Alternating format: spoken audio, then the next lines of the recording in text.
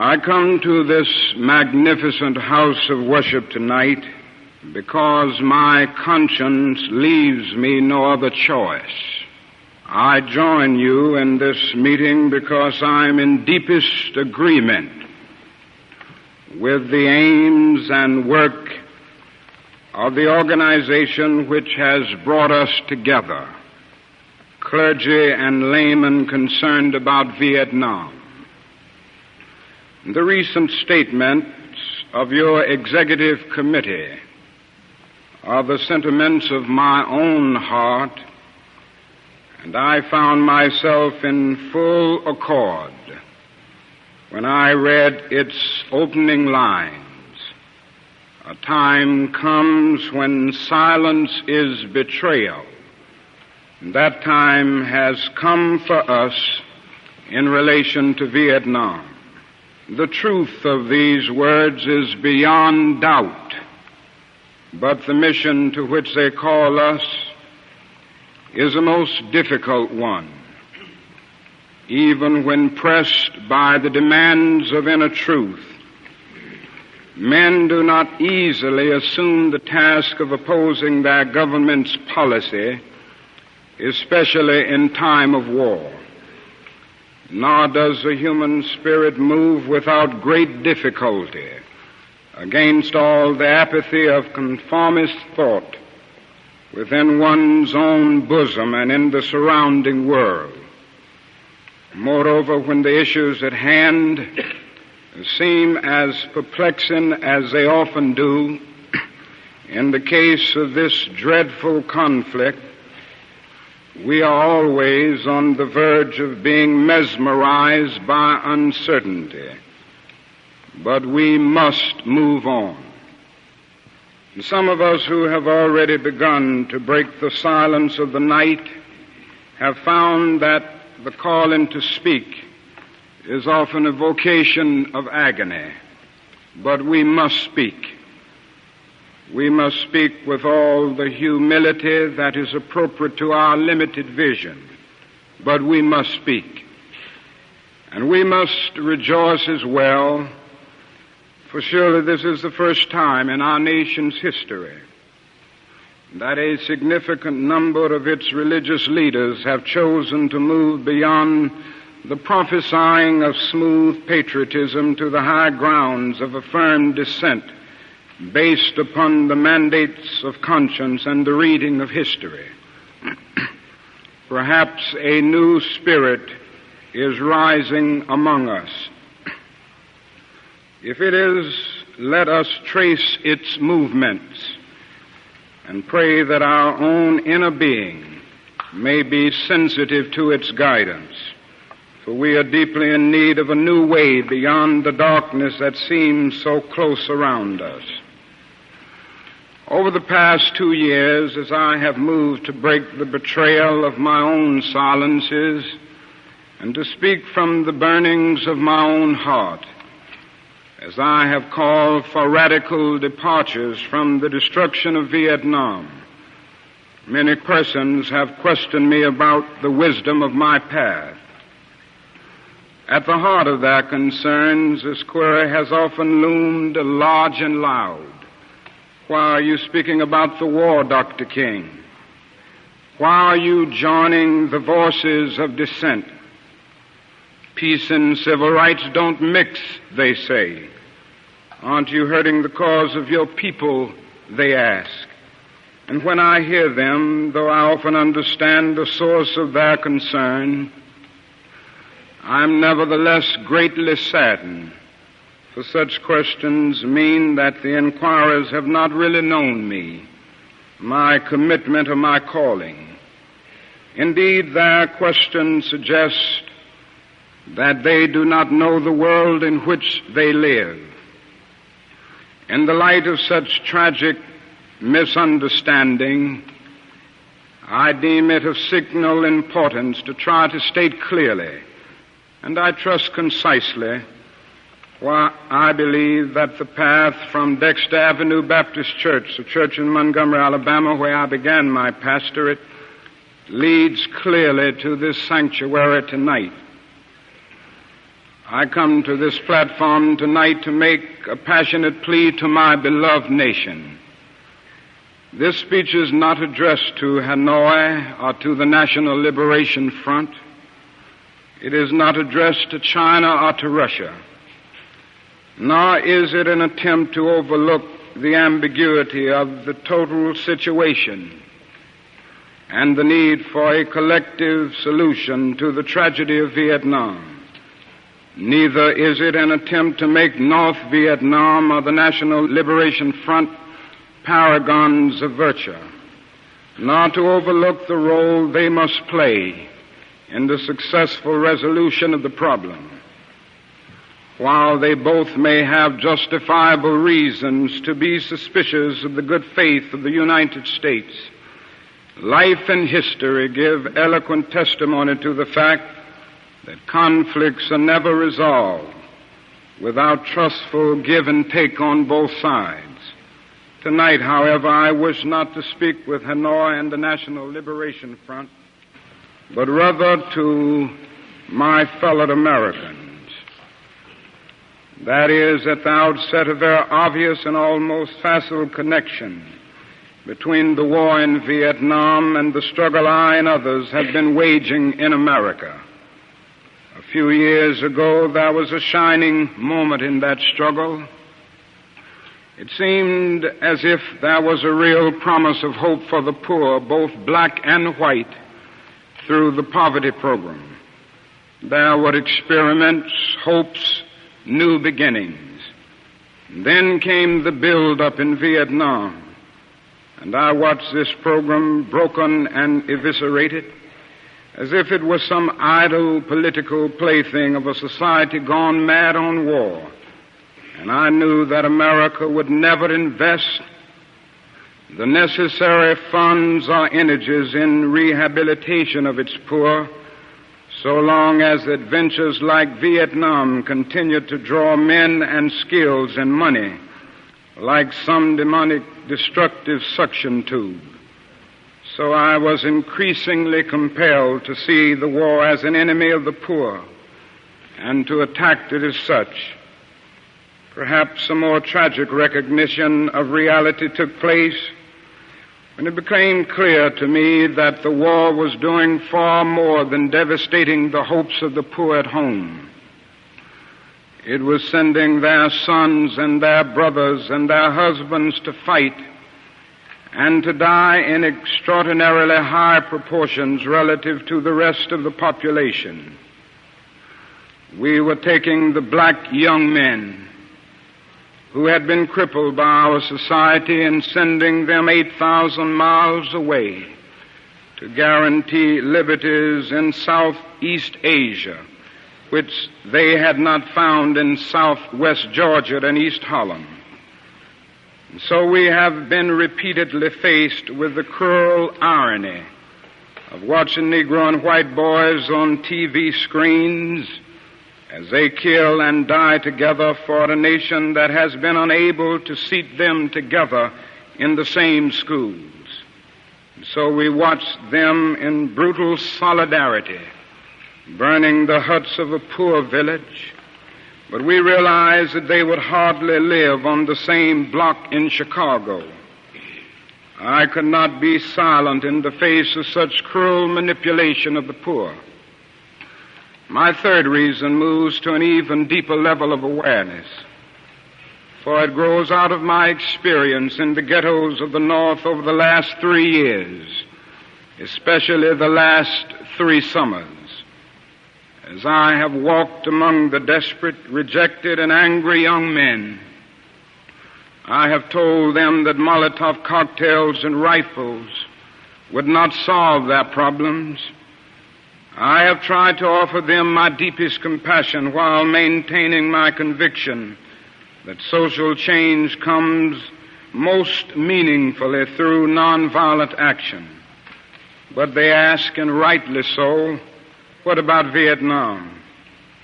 They ask if our own nation wasn't using massive doses of violence to solve its problems, to bring about the changes it wanted. Their questions hit home, and I knew that I could never again raise my voice against the violence of the oppressed in the ghettos without having first spoken clearly to the greatest purveyor of violence in the world today, my own government. For the sake of those boys, for the sake of this government, for the sake of the hundreds of thousands trembling under our violence, I cannot be silent. For those who ask the question, aren't you a civil rights leader? And thereby mean to exclude me from the movement for peace, I have this further answer. In 1957, when a group of us formed the Southern Christian Leadership Conference, we chose as our motto to save the soul of America. We were convinced that we could not limit our vision to certain rights for black people, but instead affirmed the conviction that America would never be free or saved from itself until the descendants of its slaves were loosed completely from the shackles they still wear. In a way, we were agreeing with Langston Hughes, that black Bart of Harlem, who had written earlier, "Oh yes, I say it plain, America never was America to me, and yet I swear this oath, America will be." Now it should be incandescently clear that no one who has any concern for the integrity and life of America today can ignore the present war.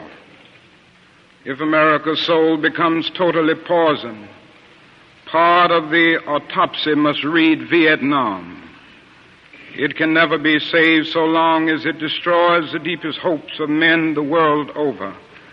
So it is that those of us who are yet determined that America will be are led down the path of protest and dissent, working for the health of our land. As if the weight of such a commitment to the life and health of America were not enough, another burden of responsibility was placed upon me in 1954, and I cannot forget that the Nobel Peace Prize was also a commission to work harder than I had ever worked before for the brotherhood of man. This is a calling that takes me beyond national allegiances. But even if it were not present, I would yet have to live with the meaning of my commitment to the ministry of Jesus Christ. To me, the relationship of this ministry to the making of peace is so obvious that I sometimes marvel at those who ask me why I am speaking against the war. Could it be that they do not know that the good news was meant for all men, for communists and capitalists, for their children and ours, for black and for white, for revolutionary and conservative? Have they forgotten that my ministry is in obedience to the one who loved his enemies so fully that he died for them? What then can I say to the Viet Cong, or to Castro, or to Mao as a faithful minister of this one? Can I threaten them with death, or must I not share with them my life? And finally, as I tried to explain for you and for myself the road that leads from Montgomery to this place, I would have offered all that was most valid if I simply said that I must be true to my conviction, that I share with all men the calling to be a son of the living God. Beyond the calling of race or nation or creed is this vocation of sonship and brotherhood, because I believe that the Father is deeply concerned, especially for his suffering and helpless and outcast children. I come tonight to speak for them. This I believe to be the privilege and the burden of all of us who deem ourselves bound by allegiances and loyalties which are broader and deeper than nationalism, and which go beyond our nation's self-defined goals and positions. We are called to speak for the weak, for the voiceless, for the victims of our nation, and for those it calls enemy. For no document from human hands can make these humans any less our brothers. And as I ponder the madness of Vietnam, and search within myself for ways to understand and respond in compassion, my mind goes constantly to the people of that peninsula. I speak now not of the soldiers of each side, not of the ideologies of the Liberation Front, not of the hunter in Saigon, but simply of the people who have been living under the curse of war for almost 3 continuous decades now. I think of them too, because it is clear to me that there will be no meaningful solution there until some attempt is made to know them and hear their broken cries. They must see Americans as strange liberators.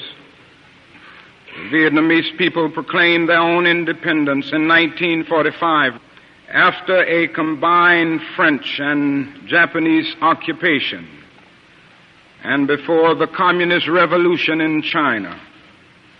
They were led by Ho Chi Minh. Even though they quoted the American Declaration of Independence in their own document of freedom, we refused to recognize them. Instead, we decided to support France in its reconquest of a former colony.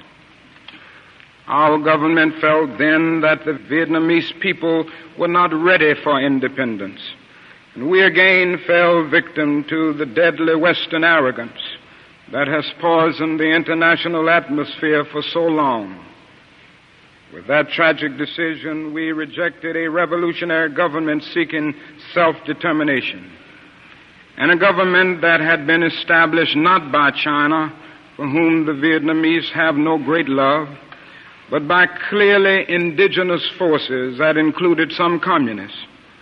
For the peasants, this new government meant real land reform, one of the most important needs in their lives. For 9 years following 1945, we denied the people of Vietnam the right of independence. For 9 years, we vigorously supported the French in their abortive effort to recolonize Vietnam. Before the end of the war, we were meeting 80% of the French war cost. Even before the French were defeated at Dien Bien Phu, they began to despair of their reckless action, but we did not. We encouraged them with our huge financial and military supplies to continue the war even after they had lost the will. Soon we would be paying almost the full cost of this tragic attempt at recolonization. After the French were defeated, it looked as if independence and land reform would come again through the Geneva Agreement. But instead there came the United States, determined that Ho should not unify the temporarily divided nation, and the peasants watched again as we supported one of the most vicious modern dictators, our chosen man, Premier Diem. The peasants watched and cringed as Diem ruthlessly rooted out all opposition, supported bad extortionist landlords, and refused even to discuss reunification with the North. The peasants watched as all this was presided over by United States influence, and then by increasing numbers of United States troops who came to help quell the insurgency that Diem's methods had aroused.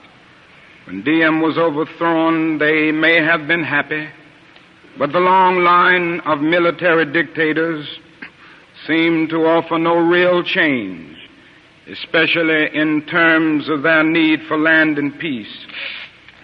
The only change came from America, as we increased our troop commitments in support of governments which were singularly corrupt, inept, and without popular support. All the while the people read our leaflets and received irregular promises of peace and democracy and land reform. Now they languish under our bombs and consider us not their fellow Vietnamese, the real enemy. They move sadly and apathetically as we herd them off the land of their fathers into concentration camps where minimal social needs are rarely met. They know they must move on or be destroyed by our bombs. So they go, primarily women and children and the aged. They watch as we poison their water, as we kill 1 million acres of their crops. They must weep as the bulldozers roar through their areas preparing to destroy the precious trees. They wandered into the hospitals with at least 20 casualties from American firepower for one Viet Cong inflicted injury. So far we may have killed 1 million of them, mostly children. They wander into the towns and see thousands of the children, homeless, without clothes, running in packs on the streets like animals. They see the children degraded by our soldiers as they beg for food. They see the children selling their sisters to our soldiers, soliciting for their mothers. What do the peasants think as we ally ourselves with the landlords and as we refuse to put any action into our many words concerning land reform? What do they think as we test out our latest weapons on them, just as the Germans tested out new medicine and new tortures in the concentration camps of Europe? Where are the roots of the independent Vietnam we claim to be building? Is it among these voiceless ones? We have destroyed their two most cherished institutions, the family and the village. We have destroyed their land and their crops. We have cooperated in the crushing of the nation's only non-communist revolutionary political force, the Unified Buddhist Church. We have supported the enemies of the peasants of Saigon. We have corrupted their women and children and killed their men. Now that is little left to build on save bitterness. What of the National Liberation Front? That strangely anonymous group we call VC or communists. What must they think of the United States of America when they realize that we permitted the repression and cruelty of DM which helped to bring them into being as a resistance group in the South? What do they think of our condoning the violence which led to their own taking up of arms? How can they believe in our integrity when now we speak of aggression from the North as if there were nothing more essential to the war? How can they trust us when now we charge them with violence after the murderous reign of DM, and charge them with violence while we pour every new weapon of death into their land? Surely we must understand their feelings, even if we do not condone their actions. Surely we must see that the men we supported pressed them to their violence. Surely we must see that our own computerized plans of destruction simply dwarf their greatest acts. How do they judge us when our officials know that their membership is less than 25% communist and yet insist on giving them the blanket name? What must they be thinking when they know that we are aware of their control of major sections of Vietnam, and yet we appear ready to allow national elections in which this highly organized political parallel government will not have a part? They ask how we can speak of free elections when the Saigon press is censored and controlled by the military junta. And they're surely right to wonder what kind of new government we plan to help form without them, the only party in real touch with the peasants. They question our political goals, and they deny the reality of a peace settlement from which they will be excluded.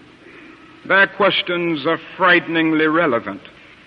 Is our nation planning to build on political myth again and then show it up upon the power of new violence? Here is the true meaning and value of compassion and nonviolence when it helps us to see the enemy's point of view, to hear his questions, to know his assessment of ourselves.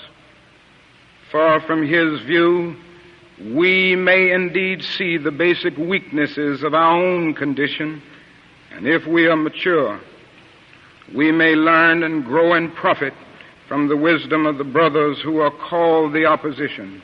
Here is the true meaning and value of compassion and nonviolence when it helps us to see the enemy's point of view, to hear his questions, to know his assessment of ourselves. For from his view, we may indeed see the basic weaknesses of our own condition, and if we are mature, we may learn and grow and profit from the wisdom of the brothers who are called the opposition. So too with Hanoi, in the north, where our bombs now pummel the land, and our mines endanger the waterways, we are met by deep but understandable mistrust. To speak for them is to explain this lack of confidence in Western words, and especially their distrust of American intentions now.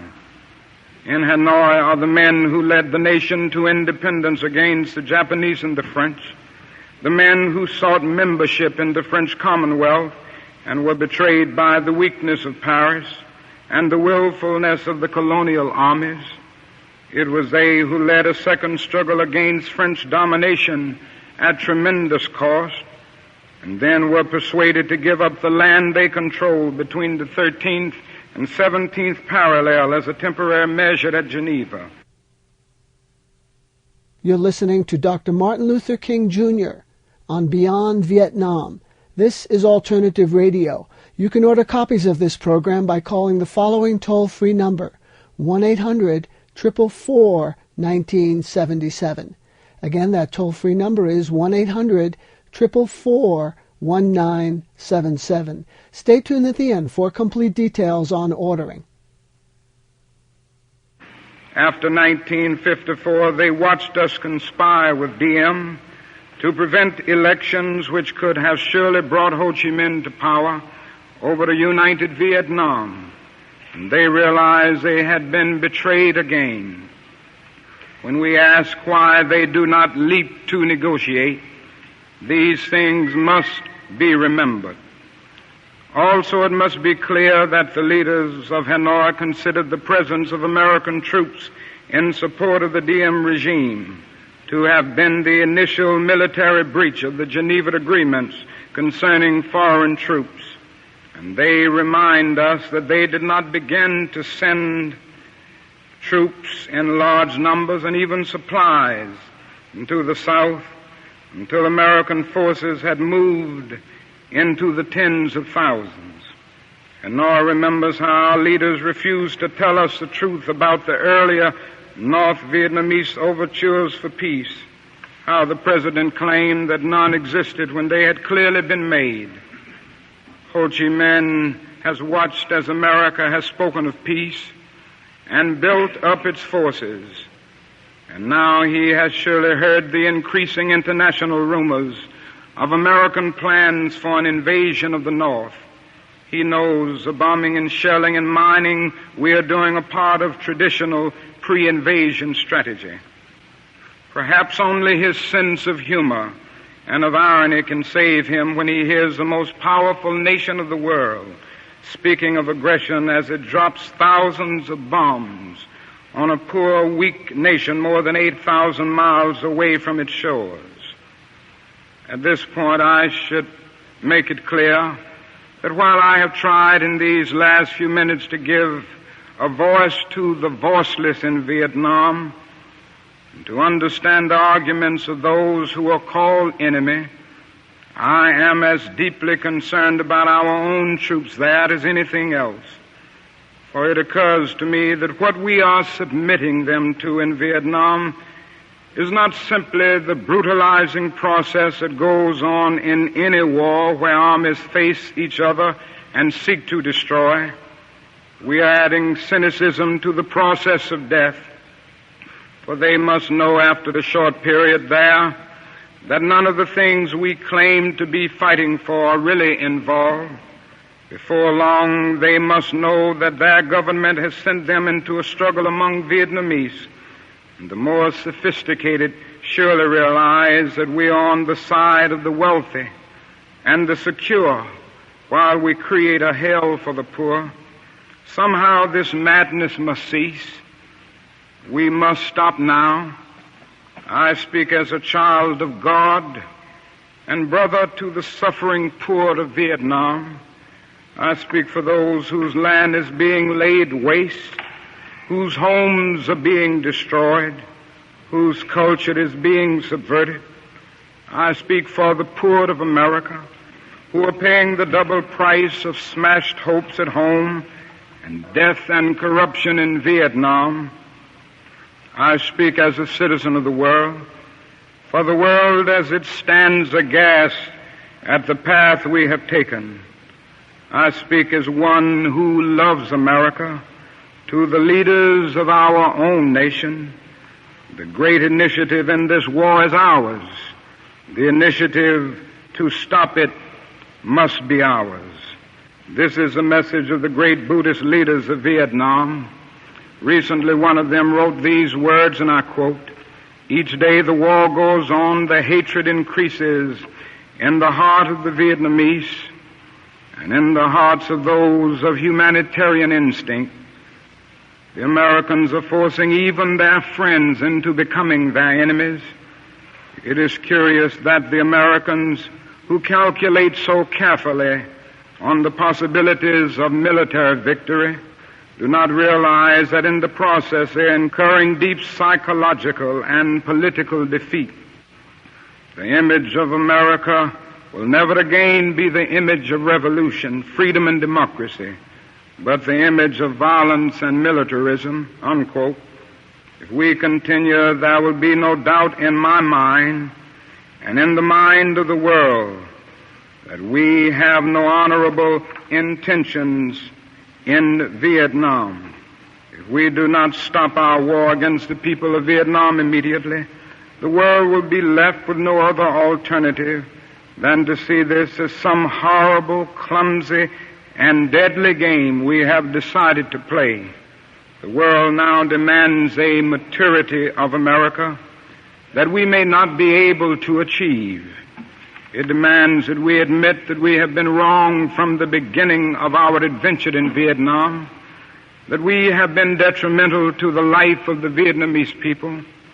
The situation is one in which we must be ready to turn sharply from our present ways in order to atone for our sins and errors in Vietnam. We should take the initiative in bringing a halt to this tragic war and set a date that we will remove all foreign troops from Vietnam in accordance with the 1954 Geneva Agreement. Part of our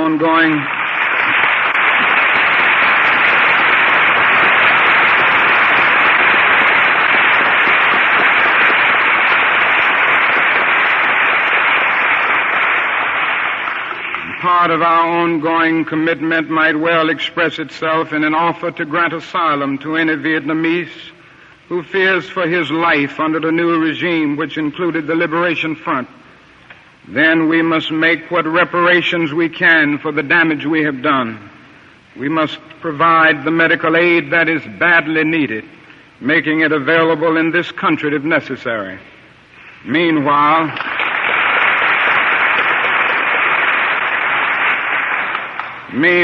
we in the churches and synagogues have a continuing task while we urge our government to disengage itself from a disgraceful commitment. We must continue to raise our voices and our lives if our nation persists in its perverse ways in Vietnam. We must be prepared to match actions with words by seeking out every creative method of protest possible. These are the times for real choices and not false ones. We are at the moment when our lives must be placed on the line if our nation is to survive its own folly. Every man of humane convictions must decide on the protest that best suits his convictions, but we must all protest. Now that is something seductively tempting about stopping there and sending us all off on what in some circles has become a popular crusade against the war in Vietnam. I say we must enter that struggle, but I wish to go on now to say something even more disturbing. The war in Vietnam is but a symptom of a far deeper malady within the American spirit. And if we ignore this sobering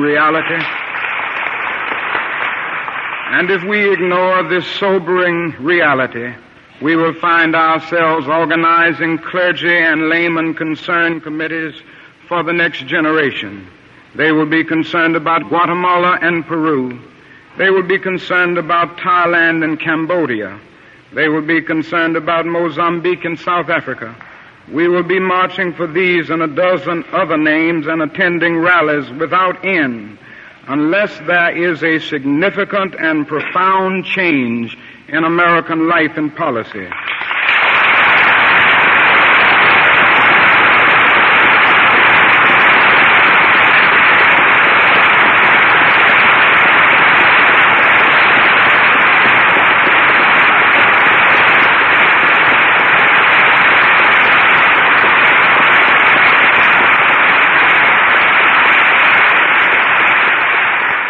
So such thoughts take us beyond Vietnam, but not beyond our calling as sons of the living God.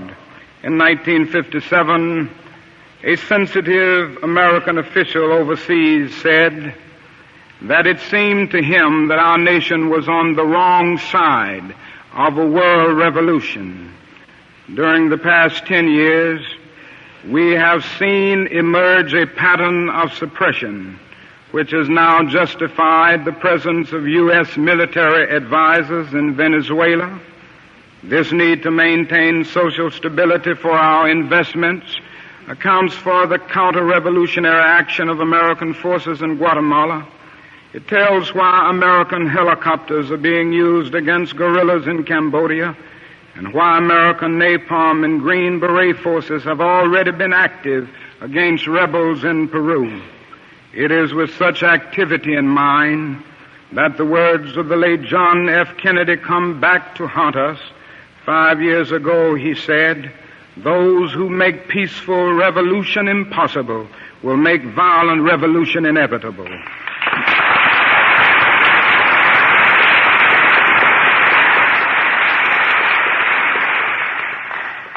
Increasingly by choice or by accident, this is the role our nation has taken, the role of those who make peaceful revolution impossible by refusing to give up the privileges and the pleasures that come from the immense profits of overseas investments. I am convinced that if we are to get on the right side of the world revolution, we as a nation must undergo a radical revolution of values. We must rapidly begin the shift from a thing-oriented society to a person-oriented society, when machines and computers, profit motives and property rights are considered more important than people. The giant triplets of racism, extreme materialism, and militarism are incapable of being conquered. A true revolution of values will soon cause us to question the fairness and justice of many of our past and present policies. On the one hand, we are called to play the Good Samaritan on life's roadside, but that will be only an initial act. One day we must come to see that the whole Jericho road must be transformed so that men and women will not be constantly beaten and robbed as they make their journey on life's highway. True compassion is more than flinging a coin to a beggar. It comes to see that an edifice which produces beggars needs restructuring.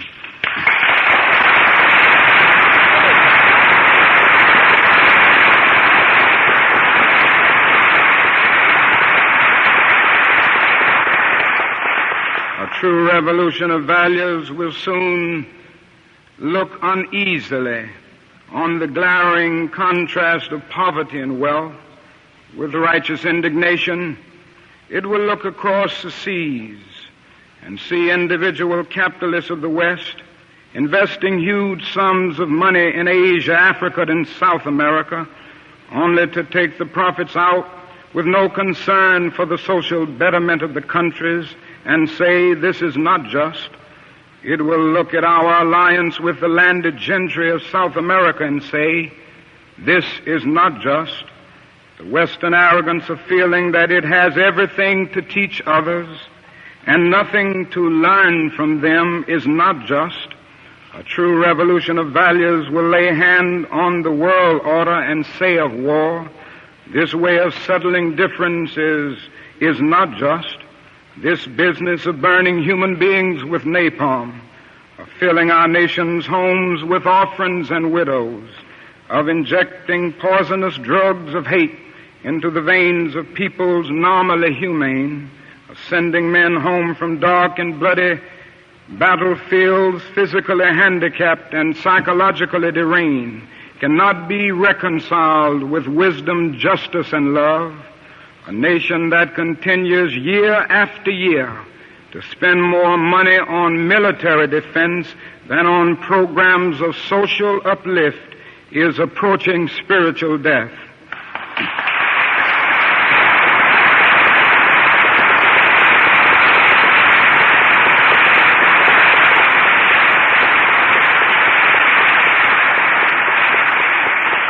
America, the richest and most powerful nation in the world, can well lead the way in this revolution of values.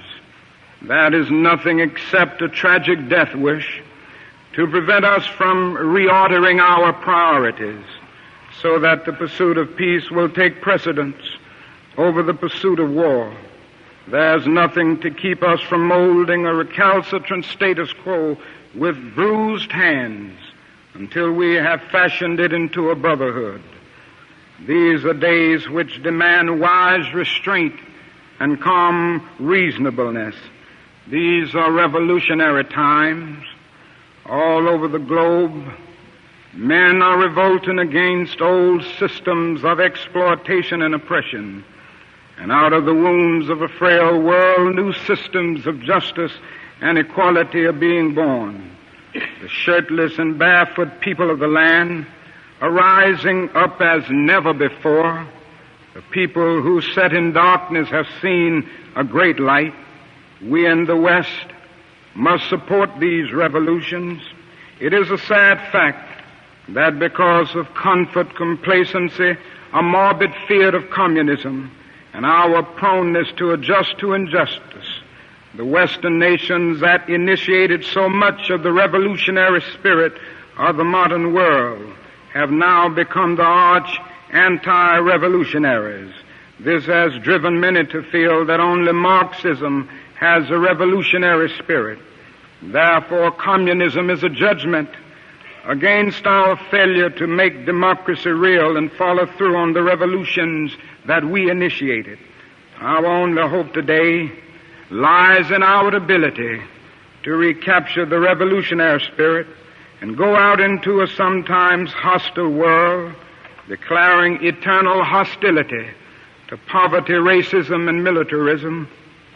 With this powerful commitment, we shall boldly challenge the status quo and unjust mores, and thereby speed the day when every valley shall be exalted and every mountain and hill shall be made low, and the crooked shall be made straight and the rough places plain.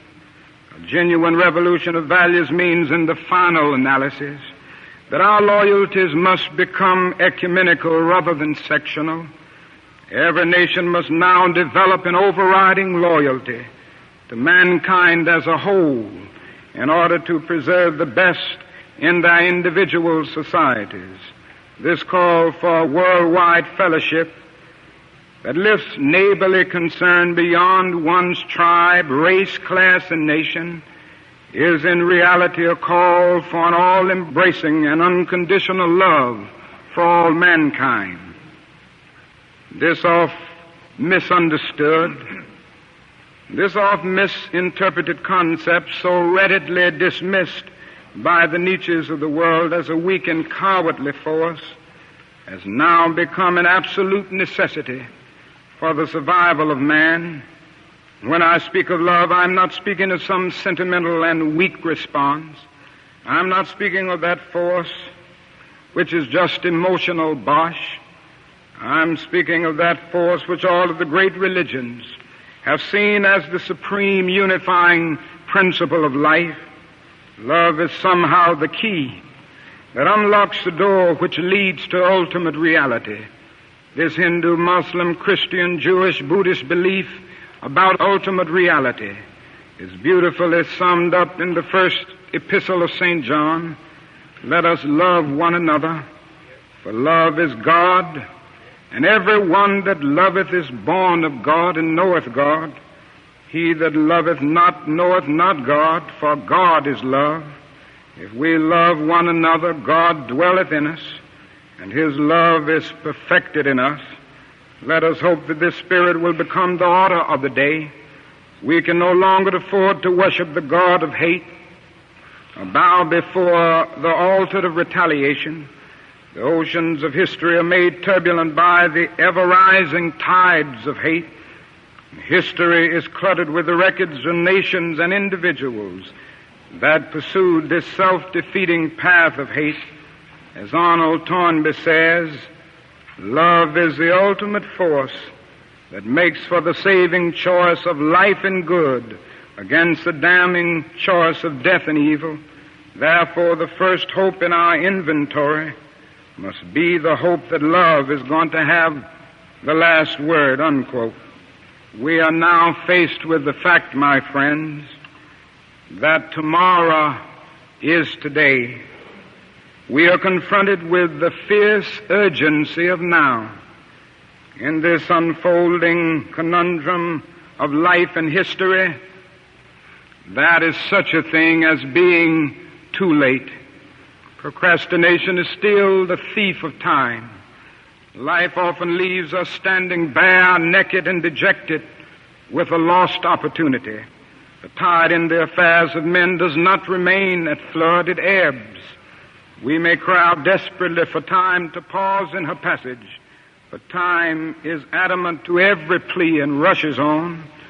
Over the bleached bones and jumbled residues of numerous civilizations are written the pathetic words, too late. That is an invisible book of life that faithfully records our vigilance or our neglect. Omar Khayyam is right, the moving finger writes, and having writ moves on. We still have a choice today, nonviolent coexistence, or violent co-annihilation. We must move past indecision to action. We must find new ways to speak for peace in Vietnam and justice throughout the developing world, a world that borders on our doors. If we do not act, we shall surely be dragged down the long, dark, and shameful corridors of time, reserved for those who possess power without compassion, might without morality, and strength without sight. Now let us begin. Now let us rededicate ourselves to the long and bitter but beautiful struggle for a new world. This is the calling of the sons of God, and our brothers wait eagerly for our response. Shall we say the odds are too great? Shall we tell them the struggle is too hard? Will our message be that the forces of American life militate against their rival as full men, and we send our deepest regrets? Or will there be another message, of longing, of hope, of solidarity with their yearnings, of commitment to their cause, whatever the cost. The choice is ours. And though we might prefer it otherwise, we must choose in this crucial moment of human history.